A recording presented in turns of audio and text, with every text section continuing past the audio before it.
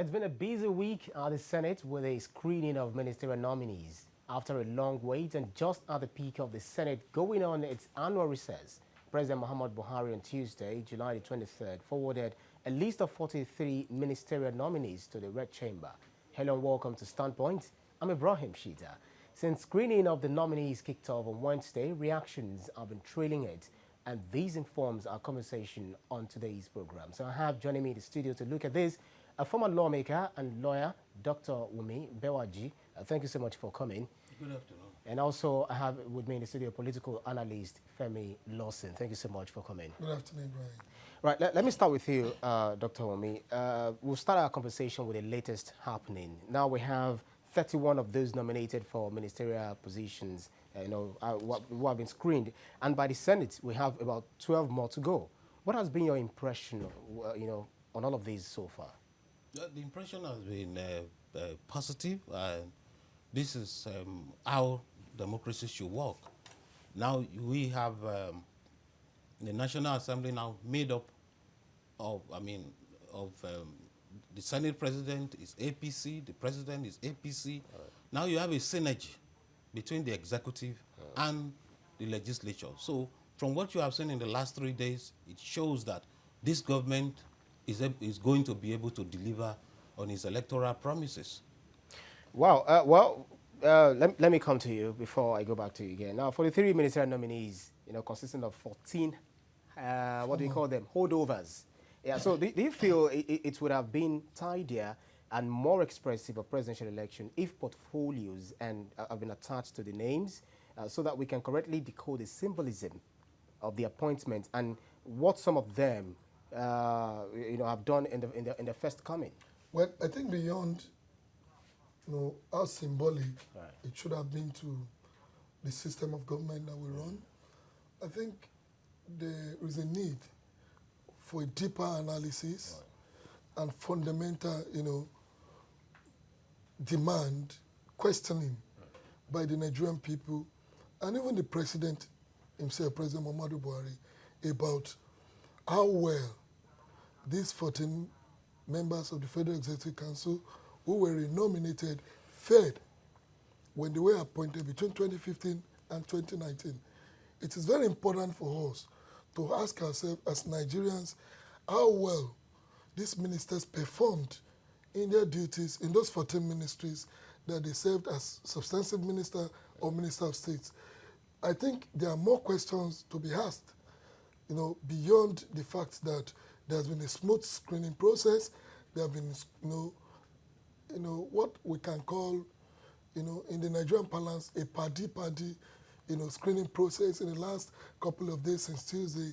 And now, I think it is fundamental that Nigerians and even President Muhammadu Buhari should ask how I can confidently say here today that out of the 14 renominated ministers, beyond the Minister of Power, Housing and Works, former Governor of Lagos State, Babatola Raji Fashola, who was always in the media, who was practically on the road, whose ministry, had one interface or the other with the Nigerian citizen.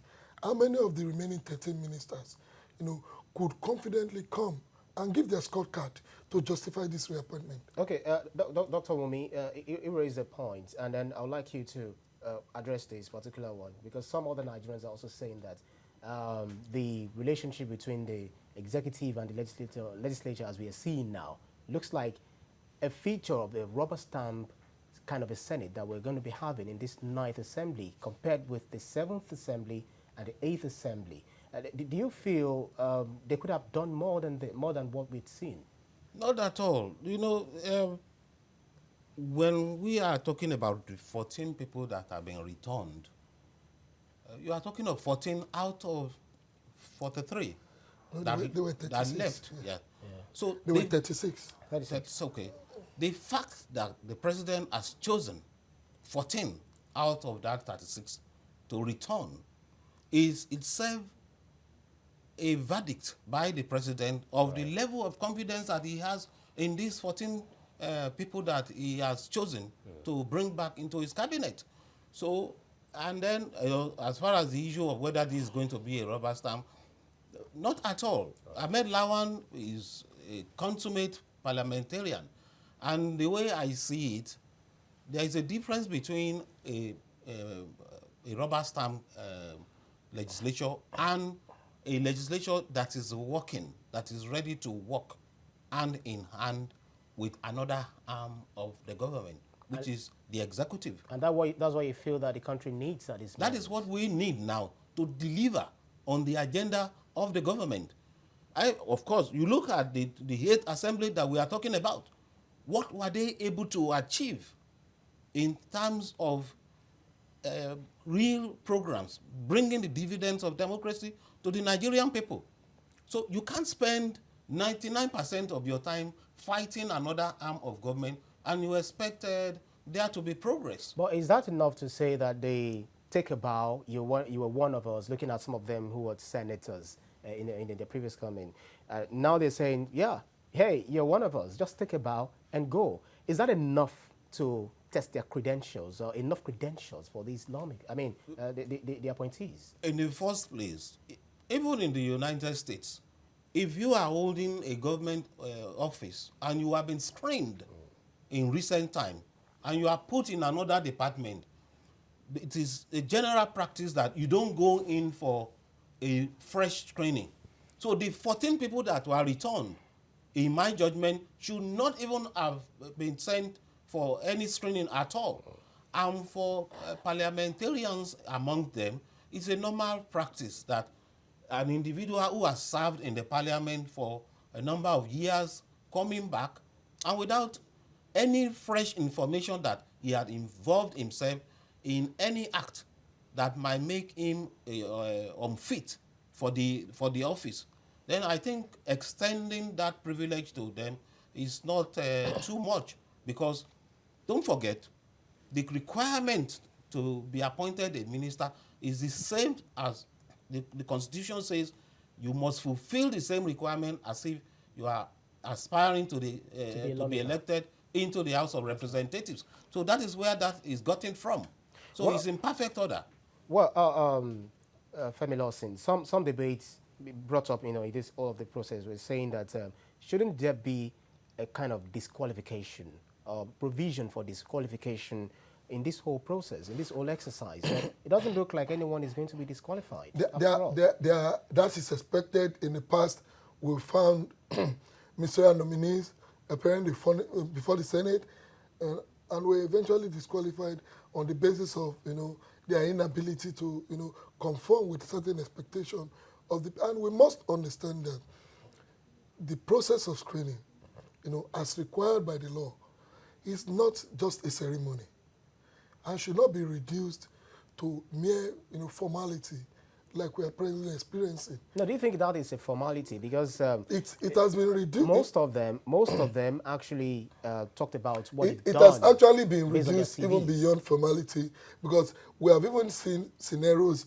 where people were even asked not to even just go, some form of drama. And just like he said, because they've had to meet with them. Their parliamentary ethics, their traditions. No, I want to agree with Doctor, but the truth is that the essence of the screening is not only to engage these nominees in presenting their credentials, but also to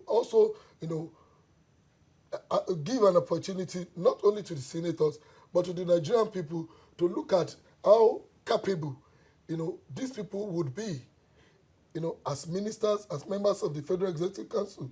But Nigerians have been denied this opportunity by the conduct of many of the Nigerian Senate. When you look at the procedure, unfortunately, many of those people that have been taken through the rigorous process of screening in the last couple of days were actually people that are even more qualified than many of these people who have been allowed to take a let me cite an example for you. Quickly.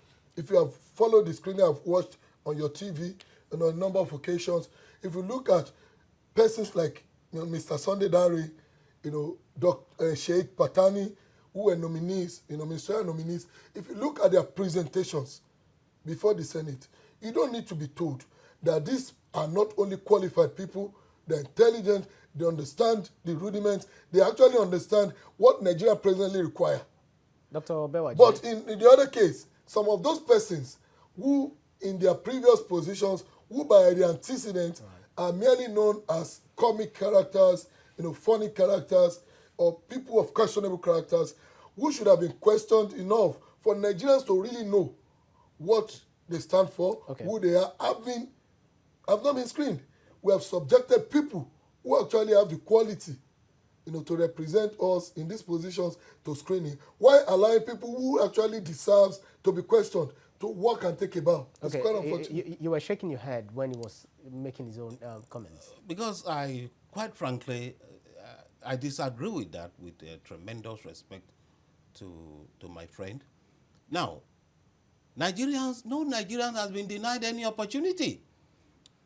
These ministerial nominees were announced, and the normal practice is that if you have anything against a particular nominee, then you write a petition. How do I write a petition against a senator Akpabio that is asked to take a bow? If the Senate has not given the room.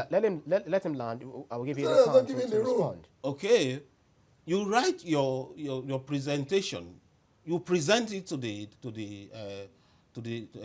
Senate, and no Nigerian has come out to say, well, I submitted a petition against this particular nominee, and my petition was never considered. No Nigerian has said that up to this moment. And I will say we should be careful how probably we'll talk about persons of questionable character. I do not see among those 43 nominees any one person that is of questionable character. There are more than 10, sir. So if there is, it is the responsibility of the civil society to come forward, of the average Nigerian even, to come forward and say, this particular nominee is of questionable character, and these are the questions. And then, under our law, those allegations will be tested. The individual also will have the opportunity to defend himself. Right. So we cannot just sit here and say this individual is of questionable character without giving that person the opportunity to defend himself. Right. This is something that Dr. Bewaji had already laid to bear. But then what we hear about them, what people say about them, is just a figment of imagination. What people think that it is, but may not be. They are not. Fundamentally, let me say this. The Senate has not given any room for Nigerians to challenge How do this you mean nomination. Nigerians? Because we have those who are representing a whole of Nigerians. On a number of occasions, we've seen senators raising questions, asking nominees questions, being shut down by the president of the Senate. It happened yesterday when a ministerial nominee was asked to recite the second stanza of national anthem. You and I must recall that in this country, a ministerial nominee was disqualified because he could not recite the national anthem in 2003. She refused to recite it. He could not. She refused. He could not. She refused. Okay. Now, moving forward, doctor said, out of the 43, there are people without, these 43 are people without questionable characters. I want to fundamentally disagree. As I speak with you today, the search engines are there for you to verify this. Not less than 6, and I can begin to mention them, of these nominees have not only allegations against them, are all under investigations and have been publicly accused by the anti-corruption agencies of having questions to answer. All right, we'll come to that. We are really due for a break at this point in time. We'll come to that. So much to discuss, so much reactions coming from Nigerians about the current ministerial nominees list that we have and what is going on, what has been going on the floor of the Senate during the screening. We'll discuss this after this break. Join us again. You're watching Standpoint on TVC News, and I've been discussing the Senate's ministerial nominee or nominees that have been screened by the Senate. Of course, we've had about 31 of them screened already and 12 more to go, and that should be resumed on Monday. But I've been discussing this in the studio with Dr. Wumi Bewaji, as a former lawmaker and a lawyer, and also Femi Lawson, a political analyst. Thank you so much for your time in the program. And let me come to you. There are some issues that you raised, and he raised some issues. Nigerians are saying, or Nigerians are pointing accusing fingers at some of these people. But you'll hear from another opinion that this is just a figment of imagination. We really can't prove it. And I think you said that earlier. But do you not feel that some of these nominees as raised by some Nigerians, concerns that it is based on party or political consideration rather than meritocracy. What is meritocracy? There is nothing, there is no evidence before us to say that any of these nominees, any of them is incompetent to handle ministerial assignment. Now, when you look at all these 43 people, these are people with diverse experience who have proven themselves in their various fields. These are professionals in their own right, and you have a mixed bag of former lawmakers, former governors, former ministers, so I think that by and large these are very competent people, and then a mixture of both age and experience and some youthful energy too. So I think by and large this is a very good, a balanced team. And despite the fact that the country is constituted of 50%, looking at the population, we have 50% women in the country. Now we have for the 3 ministerial nominees, we have 7 of them who are just women. And there is this call for affirmative action. It doesn't appear, is that to say that there are no much more qualified women in the country?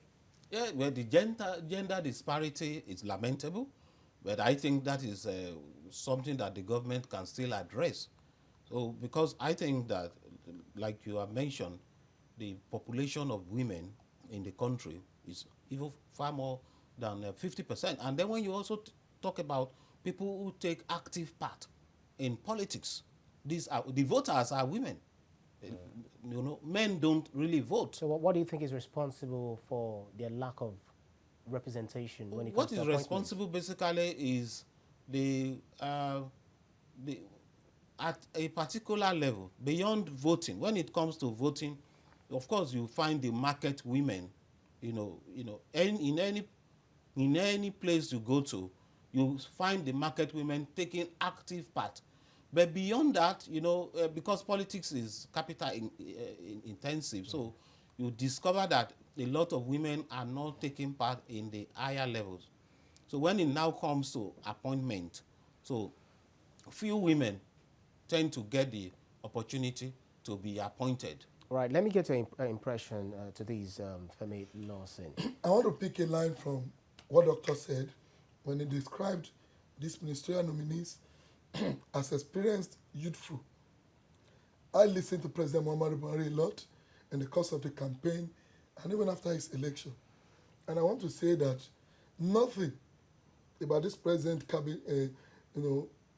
intending cabinet represents youthfulness. In actual fact, the youngest person among these 43 nominees is 49. 44. 44, thank you. 44 followed by 49. And I think this is not only unfortunate, it betrays the highest population of our people, which is the young people who constitute the largest percentage of our voters, not even the women. You understand? It betrays that population. It also betrays the promise made by President Buhari to engage young people in his administration in the second term. When you say young, how can you really make us understand what makes someone young? What because makes someone 44, you can't say 44 in the context in the global context and even in the Nigerian context, a young person, you understand, a youth in Nigeria is defined as someone between the ages of 18 and 35.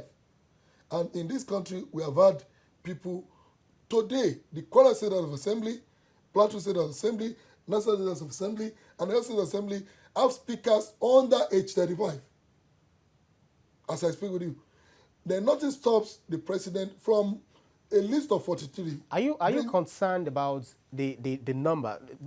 Just let me button. Are you concerned about the number that, okay, you just have to be less than 35 or you have to be less than 40 to be able to hold this? Youthfulness, age is part of youthfulness. Hold on, sorry to... don't you see that it is very important that some of these people that are brought on board, or some of them that are also returned, the holdovers, that they have experience. They have experience in governance, and that is what we need. When you talk about experience, this president nomination has not really reflected it. Beyond very few who were part of the first term as ministers, and so in this country, I expected the president to have looked, to some of us, in all fairness, this looked more like a compensation list to me, in all fairness. Because even though they have experience. You're not denying the fact that they have experience. What experience? In governance, which we need. We need more than experiences of being senators or being governors who could, in 8 years, not do 100 kilometers of road to appoint a minister. Let me tell you, in this country, we have seen presidents who go out of their way to bring people from the World Bank, from African Development Bank, bring in tech. The likes of Akume Adesina, whenever politicians in this country, the likes of Ngozi Okonjo-Iweala, whenever politicians in this country, but they were brought because the country needed people who could really make input. Okay. But at this point in time, how many of these 43 are not part of the system that produced President Muhammadu Buhari? So some of us, we see more like a compensation list for people who campaigned, for president to get re-elected. You made a point. Would you rather, Dr. Bewaji, would you rather go for an underage, someone who has not really got the experience when it comes to governance, to someone who has been in government and understands the way it works and the way it should work? I will not. As a matter of fact, I am against ageism as it is defined. So any form of discrimination based on age, sex, religion should not be encouraged. Now you are looking at, when we are talking of appointing youth it's not about age. It's about what you are coming in to do. Rather than being a compensation list, the president will have to appoint people that believe in his vision. The president has a vision for the country. People in APC who believe in the vision of the president? It didn't interject when you're making. It didn't interject when you're making a point. There are young people in the party who are more competent, who are more. This is a digital age. I will come back to you. Who are more competent, more learned, more exposed. You have your time. That can actually drive the vision of the president. You have your time. More than this old cargoes. You have your time. Let's be orderly. Quickly. Yes. Now a lot of these, all these 43 men, a lot of them are personally known to me. And I can say that these are people who are well grounded in the art of governance. So I believe strongly that they will be able to deliver on the president's agenda. We are coasting home now. Just briefly, do you think this list that we have is just the administration? Is it a hit or a miss for the administration? It's a hit. A hit. Because with this list of ministers, the government of Muhammadu Buhari cannot fail. Wow, quite just a parting shot from you. In my opinion, I want to agree with President Muhammadu Buhari, who, before the nomination of these ministers, said most of the people he appointed in his first term, were people not so known to him.